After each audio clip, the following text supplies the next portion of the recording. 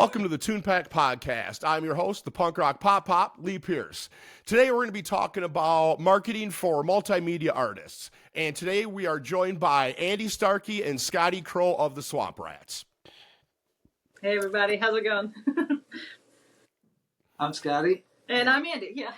And we're Swamp Rats. Yeah, I play banjo, Scotty over here plays guitar, and cajon, the kick drum, yeah. We do a lot of our own artwork in multimedia, do comics. Andy does some painting and printmaking, yeah. Kind of the short. Yeah, multimedia. If you will. Well, and that's why I wanted you guys on, because like you said, I mean, when you talk about artists, you guys are artists in the purest sense of the word. You guys do painting, prints, drawing, comic books, music, all of it. And what I always wondered is, because you see your, I don't want to call it brand, but you see your style in no matter what it is you're doing. You know, you look at that, like I've got that painting from Scotty. I look at that and I hear your music playing when I look at the Frankenstein plank, you know, and it's all still on brand. But so do you ever have an idea where you're like, you already know, like, this is going to be a comic, or this is going to be a drawing, or this is going to be a song? Or do you have those ideas come to you and you kind of just let it take you where it needs to go? Well, I think each idea definitely starts as, I think I'm going to do this. And this is what this is going to be.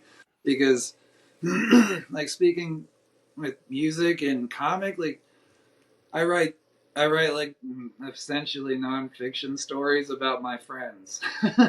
And I could probably turn them into songs, but my songs are a little bit more serious and kind of deep diving into other things like myself or some sort of political sphere. But yeah, I think there's definitely a good starting point and direction saying, I'm going to make this a song. I think it is kind of dependent upon the situation, for me at least, you know. But I have a tendency to just like kind of brain vomit ideas into my sketchbook a little bit and kind of look at it later and go, oh, wait, this would make a cool print, or, you know, oh, that's a nice concept that I might build on later. But I think you're definitely more concrete with your ideas with your comics and stuff, I think, Scotty, for sure. Yeah. Hey, Andy, do you want to scoot in just a little bit closer towards Scotty? Yeah. I can barely see you there. Sorry, I'm in like a rolling chair, so I keep rolling. Oh, okay. There we go. That's a little better. Thank you there. But do you guys ever have one of those where you're starting it and it's not, I don't know how to explain it. Like, you're working on a drawing or a comic or a painting, and that sets off where, like, it gives you an idea for another project, whether it's another painting that you're working on or a song.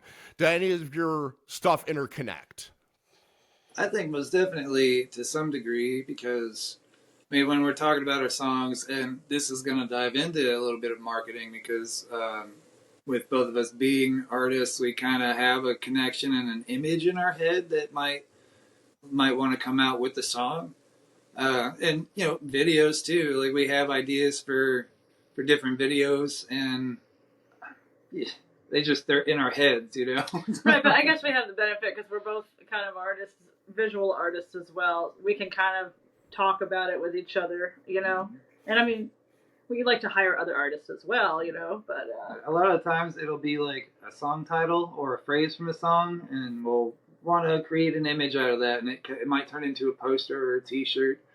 And sometimes Andy will make little woodcuts blocks and turn those into stickers. Yeah, linoleum blocks. That sort of thing, yeah. Mm-hmm. Oh. It's like, I guess it's kind of like a flex process, you know? It's not always just like you sit down with the intent being like, I'm going to write a song today and it's going to be this subject and I've been thinking, you know, it's definitely like you have concepts come in and out. And it's nice being able to kind of discuss it with another artist, you know, that has a different style entirely, and like we can kind of just like look at it from different perspectives, you know? Yeah. And then turn into whatever I guess it does kind of transform into something, doesn't it? It's not always so concrete, I guess. Yeah. Well, and I think that's important because I've known you guys for close to a decade now, but I mean, I'm a fan also. And as a fan of yours, I love seeing especially the multimedia art, because you hear the band and yeah, that's the two of you. That's definitely that's the two of you combined. But then I read Scotty's comics and I can see what part of the music is him. And I see Andy's paintings and prints and I can hear that in the music. So I'm able to pick out and see what each of you bring together to make that one thing that is Swamp Rats. And as a fan, I love seeing that kind of the behind the scenes, what made it happen. And it's just really cool. Yeah, that's funny. Yeah. I never really thought about it like that. But I haven't either. Yeah, no, that's like they kind of cross-pollinate each other, I suppose, is what I call it. You know, and I kind of touched on it when I was like studying art and stuff in school, but it's just like I did an experiment where I was building a book for like a bookmaking course, and I was using my own music to be the content of the book, but it had to have like a concept, and it was kind of like playing with this cross-pollination of like, okay, I'm gonna do these ink and water pieces of art that I'm gonna include in the book, but I'm gonna make them while I'm listening to these songs that I wrote, and each one was titled after said song, and it kind of like was an experimentation in how the music itself is affecting the art and blah, blah, blah, blah. So it's like, I definitely think that's stuff that we think about a lot, you know? And I mean, whether we want that to happen or not, it's like these things are definitely cross-pollinating each other, you know? And it is interesting because our styles are very different, you know? They don't look anything alike, you know? And I think musically as well, our styles are very different. But I mean, hopefully it's a good thing. Well, it comes together beautifully when you guys work together, and I just love it. And I know there's a lot of other people that do too. So thank you. Yeah, no, thank you. So when you're doing one of these projects, whether it's Scotty's got a new comic coming out, or Andy, you've got some prints that you're doing, or it's a new album coming out, do you look at when it's time to promote and market that? Do you look at each of those differently, or do you kind of still think of it all as kind of one umbrella brand or style? No, it is definitely all encompassing, just because we do it all. Most of it anyway. Sorry. From the designs to the posters that we send out. I don't know, I was just thinking about a thing that I learned in school. It's called sonic branding, and it's kind of a reverse of that, where we're pumping out all of our own imagery in conjunction with tours or something. And I think that almost ties into when we're at shows and we have our artwork and stuff on the table, and they kind of recognize it because it's been sitting on the wall for a month. Sure. Yeah, I mean, we definitely like to do collective kind of releases. When we've been doing a lot of cassette tapes, so we kind of like to make artwork that goes along with it, you know, like stickers, patches. Like I did some printmaking for our folk EP release, so there was an actual like a limited edition run of Rejection lino cut prints that we were selling of the sunflower. That was like the main design element of that. We did shirts as well, so it is kind of, you know, something that we do a lot, I suppose. Yeah, kind of try to throw the umbrella over all the things, but like, I don't know. Yeah, that's the thing. Yeah, we definitely. Yeah, I don't know what else to say about it. No. You want to turn the camera just a little bit again to get Andy in there? Keep scooting over. She keeps trying to sneak away. Yeah, she's trying to hide. Oh, I accidentally hit your elbow with that. All right. So you were talking about like being able to do the flyers and stuff like that. I see that's got to be just a huge help when, especially in the marketing side, being able to do your own logos, your own cover art, your own merch, right? You know, do your own flyers, whether it's printed or digital. How, I mean, obviously that's helpful, but walk us through a little bit of that. Like how much, I mean, yeah, it gives you a lot more work to do too, but if it's something you're already doing, instead of all that time having to talk to someone else to help make something, you know, how is that working for you? I mean, I guess. I mean, it's going all right, but we also like to try to hire our friends from time to time to make some stuff because, you know, all of our stuff starts to look the same. But I mean, posters, for instance, I think it's a challenge of mine. Like, I'll try to put out one brand new hand-drawn poster every year for us to use for the year, and then I'll probably have one or two other ones that are a little bit more graphic design made rather than hand drawn. But I don't know. I forgot where I was going with that. Yeah, no, I mean he's talking about like the flyer process, like the walk you through the. I mean that's just it. It's like I just try to think of like it's just I don't know the hand drawn ones. I want them to be eye catching and fun and not like I don't know something that you just walk by because you spend a lot of time in bars like we do.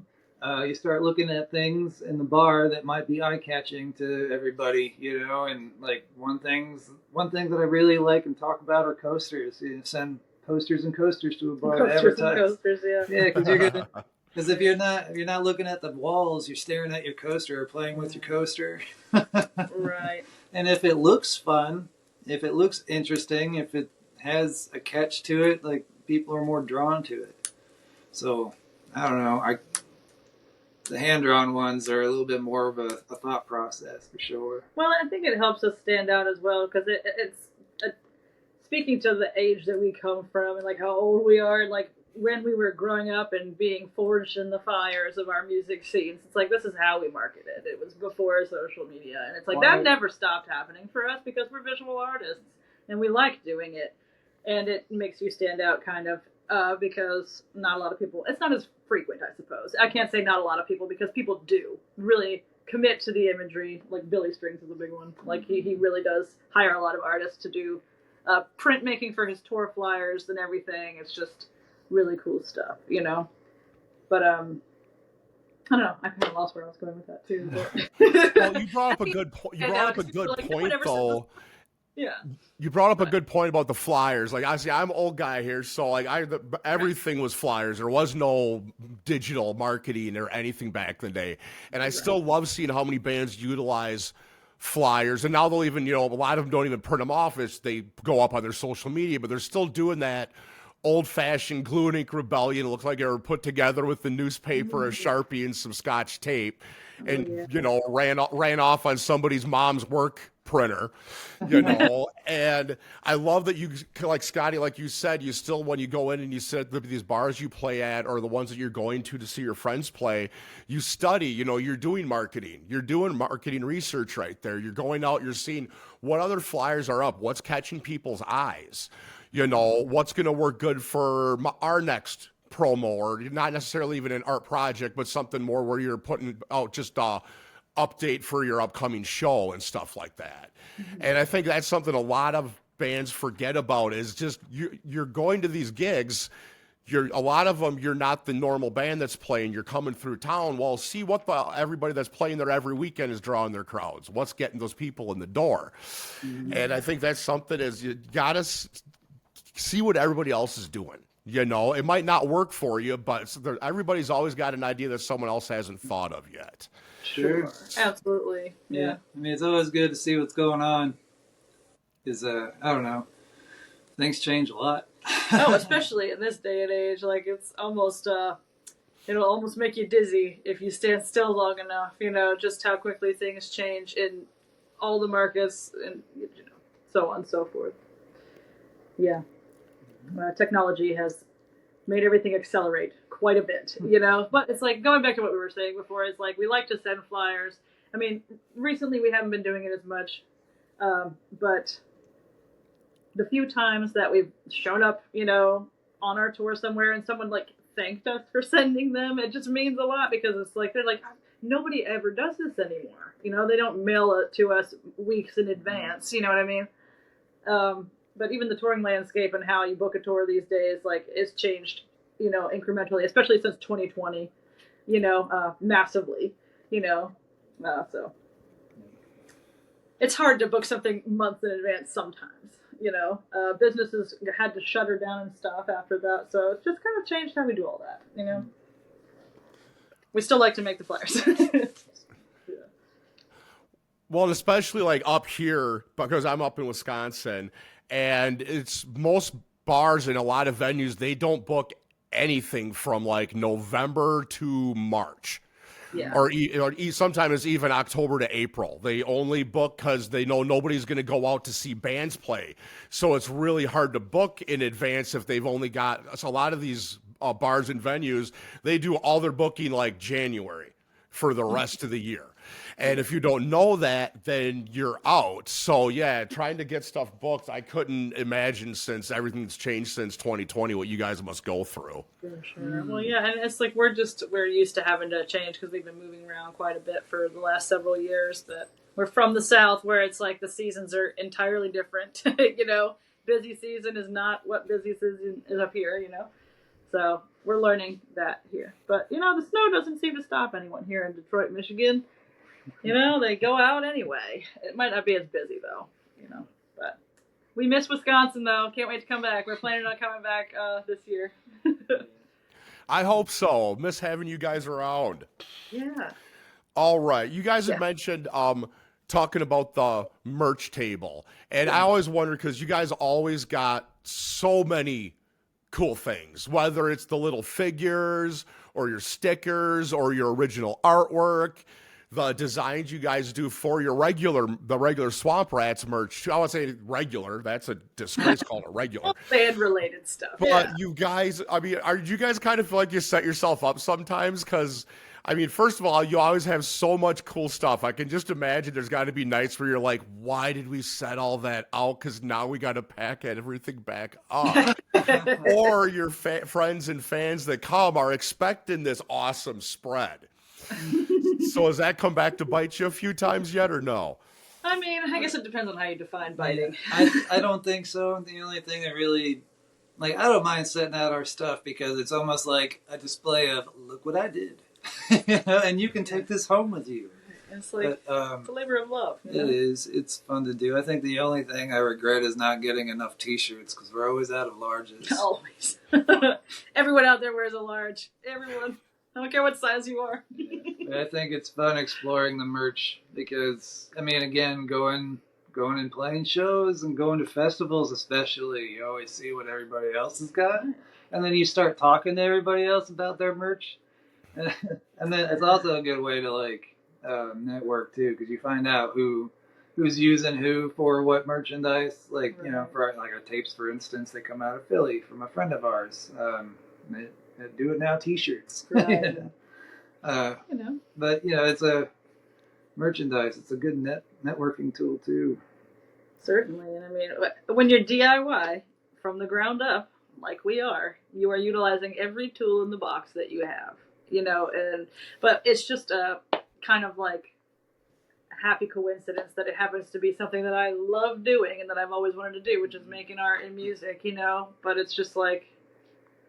Yeah, we get to meet other artists that way. We get to meet people who like art because they're going to be drawn to the table. We're casting a wider net, I think, because you don't have to like our music. You can hate banjos and still come to our table and find something you like. If you like comic books, there's going to be a comic book there, or stickers, or buttons, or whatever. Yeah, we'll do splits too. We have one split in particular that's out there. It's got one side ours, and then another side is a stoner metal band, a bunch of friends of ours from Sebring called Brain Resin. Yeah. I've definitely sold that to a couple of people that didn't want our stuff. It's true. They're like, oh, what's this? It's like, well, there's a really cool stoner metal band on the other side. If you, if you want to support, but you didn't really like our band, but it's like, But they are a really cool stoner metal band. Modest plug for Brain Resin down in Sebring, Florida. Yeah, I was just talking about the importance of the old splits, because so few bands do that anymore, and it's such a great way. First of all, you get to co-promote with a band. You get to form that relationship and network. Even if it's a friend's band, they still work with people that you haven't even met yet. And it's such a great tool. Plus, like you said, people that may have never sought out your music, they're going to hear it at least once because they're going to flip that over to find out what's going on. And you can't beat getting your music into the hands of someone that never wanted it. honestly, you know, because I mean, that's some of my favorite bands I've ever heard. I heard on a 7-inch, or it came up on a playlist that I didn't know ended or something like that. And you're like, who is this? And it's such a great tool. And especially, like you said, with the networking side of it, and you get to cross promote with somebody, and it makes life way easier when you Sure. can bring someone else along for the same ride, you know? Sure. And I mean, now that you're saying it to me, it's like I had never really thought about it like that until it's something Scotty is very adamant about, is doing splits with people. I want to do a split with them. I want to do a split with them. I'm like, you want to do a split with everyone. But it's like a light bulb is going on in my brain right now, because I'm like, this is a very real thing in this age where you can curate everything about your digital life. And there's an algorithm out there that's going to be pushing you something, whether you want it to or not, because it's based on ad sales and who's pushing what to who and all of this stuff, you know, depending on what platform you're using and all that. But it's like by putting yourself on a split and doing physical media like this, where it's like, even if the person never flips to side B, you know what I mean? It's like we're kind of in a way forcing our way into people's music collection. Mm-hmm. You know, and it's just like in a world where everyone is also screaming at the same level that you are, we're all vying for the same attention span that everyone else is, because we're all forced to market against each other. All of us. I have to market against Walmart and Amazon on Facebook, you know? So it's like, in a way, we're kind of like sneaking ourselves into people's music collections, you know? And I had never thought about it like that. It's funny you mentioned it like that, so now I'm thinking about it that way. It is a tool, but it's like, it's just something I always thought, oh, we just like doing them. We have a lot of friends. We like to put out music, so. But I've also used the cross promotion with my comic books, because I have That's true.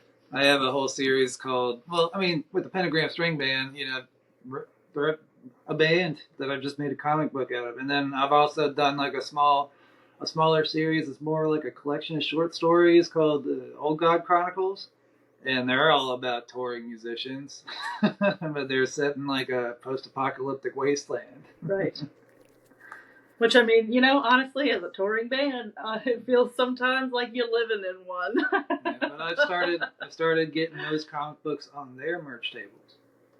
So they're carrying it, and it's coming back to us. Right. And it's like, you know, whatever. This is what the whole community DIY scene is about, is everybody helping scratch each other's backs to a degree, you know. And these are the tools we have. We have our community, so we use our community. Yeah. And whatever tools you got in the arsenal. Yeah. All right, so I got another marketing question for you here. Sure. I'm a firm believer of how our weaknesses can become our strengths, but our strengths are usually also our Achilles heel. So having the abilities and the opportunity to do all your own marketing and all your own promotion, all your own merch, all your own design, how has that not worked in your favor? I know there's got to be times, other than just putting too much on your own plate. How is that your Achilles heel sometimes? I mean, most definitely, we get stretched thin really easily. But again, like I said earlier, I think that we like to hire our friends every once in a while, because you start seeing our style and all of our things, you know, and I think we want to mix it up some, and we also want to help try to promote our friends too. So sure, yeah. We've had a few different artists in the past help make some posters or merchandise for us. And perhaps being just a little bit in a creative rut at times, you know, or just not in an echo chamber, but, you know, just, you know, we do all of our art. So, you know, sometimes it's nice to just have a fresh perspective on things, or, you know, somebody else looking at it or offering a new opinion somewhere, you know, because you can really get stuck in your own, oh, there's two people in charge of this, and it's me and Scotty, you know. And you could also start going in circles with doing the same stuff over and over. Yeah. That becomes a problem quite a bit, where we have to like stop ourselves and be like, okay, I need to start rethinking what kind of meme format I got to use to push this stupid thing over here. Right, just to get a little bit more attention. Right. But yeah, I mean, in terms of the Achilles heel, I mean, we're still going, so I don't think we've found our Achilles heel yet. Good. But yeah, I mean, you said it first. It's really just the amount of hats that you wear. It's because, I mean, with the tech age that we're in, like, everything's become a lot more accessible to people, which in so many ways is amazing and awesome, and we love that. But it's also like, now, this thing that normally would have taken an entire team to do, it's kind of all been hoisted onto the content creator, which I hate that term, I really do. But Yeah, same. just because it cheapens what we're doing, it's what everybody's doing. It's cheapening all of our labors of love, you know. But yeah, I think it's in a way, it's shifted a lot of that responsibility onto people in a way that's like, we also, like, if we wanted to, it's like we couldn't realistically afford to hire a photographer and hire a social media person and hire, you know, I mean, I would love to be able to and pay people a good wage, but it's just not realistic, you know? So it's like, yeah, it does kind of creatively drain you a little bit because you're putting your everything into everything, you know? So you can find yourself depleted sometimes, and that is not a great thing. Well, in the world of social media, I think you said, you hit on it. It's everybody, including us. We expect everything now because we have access to it now. So when it comes to the creative process that comes with creating any sort of content, even if it's just something that you need to promote on social media that you're just putting together for like an upcoming show, people forget that it still takes time. It still takes creativity. It still takes energy and work. Exactly. Even though I want it now, I'm just as guilty. I want it right now. I know it's going to take you time to do it. Yeah. And I think it's going to only get worse. Especially like you said, especially for someone that's doing multimedia, you've got so many different projects. You got so much going on already. And then having to promote it all too. You know, now the fun creative part's done, which was the hard work. Now the actual hard work starts. Now you got to try to sell it. Yep. You know? Yeah. And then that kind of like, you go from doing this really meaningful thing that's just like a really great experience to going to something that's absolutely soulless and an aspect of the industry that's not why you got into it. You know what I mean? But it's like, it's the unfortunate side effect. You know, it's the marketing, the branding, and all that stuff, you know. In the meantime, I think most people are doing their best to just remain as authentic to themselves as possible in the process without, quote, selling out to anybody, you know. Whatever that fucking means these days. Freaking means, excuse me. Whatever that means these days. Yeah, I think the biggest thing behind it is, like, as long as you have money, you can you can boost something. Yeah, the more money you have behind a project, the better off you are because, you know, marketing. Right. Like, you'll be able to just push things stupidly for no reason. Right. I'll tell you what, though, I feel like every follow that we have on any of our platforms was as organically obtained as we possibly could have gotten it. And it's something that we're proud of. You know, because we put a lot of work into what we do to try to push our music to other people, not because we want their money, but because we want them to hear our music, you know? So have our artwork. It feels good to have our modest following, you know, but we know it's the real following, you know? Yeah, I remember I came across Swamp Rats on YouTube, I think, is where and then I hunted you guys down on Facebook. Yeah, I think it was a YouTube video. I don't remember who I was watching that sent me there, but I'm so glad it did. Yeah. And my wife still finds little mouse stickers all over ever since you guys were there and you gave me a bunch of them. I stuck them on all kinds of stuff, little boxes in the kitchen, and she found most of them when we moved about a year and a half ago. But I know there's still some she hasn't seen yet. Oh no, awesome. we put them everywhere too. If there's a venue you see that we've been to, there's a good chance there's one or two floating around. Yeah. Yeah. It's not graffiti, it's brand awareness. Yeah. Exactly, yeah. There's nothing wrong with some light vandalism. Light vandalism. Removable vandalism. Semi-permanent. There you go. Yeah. Easily dissolved glue. Yes. You know. Wink, wink, nudge, nudge. All right. So, do you two have any last bit of advice for any other multimedia artists or artists that they have the talent, they just are afraid to put it all out there? Like maybe a lot of people pigeonhole themselves with like, I'm a musician, yeah, I'm good at this, but I don't. This is what I'm supposed to do. Do you got any advice for anybody out there? Yeah, loosen the ass. Yep, just do stuff, because like it doesn't matter. It doesn't matter. Like if you think you're not good enough, or if you think nobody's gonna like it, no, you just do it and then throw it out to the world, and somebody's gonna catch it. It's just like any other process in life, in being human, is like this is legitimately a trial and error type thing, because there's no clear cut path, especially with the way the landscape changes so frequently, now, with new technologies emerging all the time, it's just like, yeah, I don't know. I don't know. It's hard to say. I don't know. You have a good budget for your marketing too, but it's just you can't let you can't talk yourself out of trying things, I guess is what I'm trying to say. Is like, if you pitch it out there and something works, now you know that thing works. If it doesn't work, now you know that thing doesn't work. It's just like you're giving yourself knowledge, and unless you can acquire that knowledge elsewhere, you gotta just go find it. And I think I have a fear for people that live online all the time, that they're just missing out on valuable stuff because they're afraid to like go out on a limb, and they're afraid of rejection or whatever. We all are at times, myself.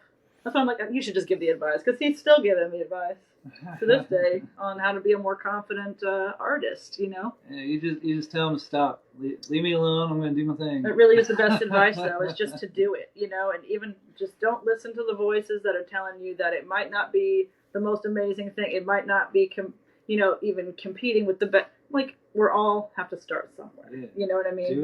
Do it just often. Do it as much as you can, and then keep doing it. Yeah. Just do it. Nike. It doesn't sound like good advice, but I swear it is. I like it. I think it's perfect. Yeah. All right. Well, I can't thank you two enough for coming on. We hadn't seen you in a long time, so you're the perfect guest. Get to catch up a little bit and learn from you, which I always do whenever we catch up. So. Oh, yes. And I mean, I hope it was helpful. Yeah, we learn from you too, man. Yeah, absolutely. If we're doing anything right, we're all learning all the time from everyone, right? Absolutely. All right. Well, thank you again to Andy Starkey and Scotty Crow from Swamp Rats for coming on today. And hopefully we'll have them back sometime. And everybody have a wonderful day. Thanks.